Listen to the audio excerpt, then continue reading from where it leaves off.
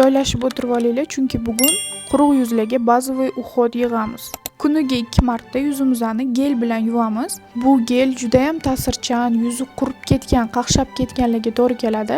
Yuz terisini yaxshi tozalaydi, quritib yormaydi va yaxshi namlantiradi. Keyingi etap haftada 1 marta ishlatiladigan enzimli pudra. Olli brendining enzimli pudrasi yumshoq, shuning uchun u ta'sirchan, quruq, qaqshab ketgan yuzlarga ham to'g'ri keladi.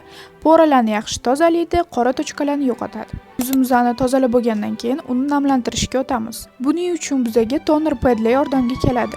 Lagoma toner padlari yuzni chuqur namlantiradi, kojani himoya baryerini tiklaydi, yuzdagi otyoqlarni, ya'ni shishlarni kamaytiradi. Agar toner padlardan foydalanishni xohlamasanglar, sizlarga toner ham to'g'ri keladi. Bu Silimax toneri yuzni juda ham yaxshi namlantiradi. Agar makiyajni tegidan suradigan bo'lsanglar, tonalni kreminglar juda ham chiroyli yotadi. Oxirgi etap bu krem. Agar Biodermani aynan mana shu kremini kuniga 2 marta sursanglar, yuzinglar juda ham yaxshi namlanadi. Yuz teringlar xuddi chaqaloqlarning yuzidagi yumshoq bo'lib qoladi. Bu krem yuzdagi qizarishlarni, yorilishlarni oldini oladi.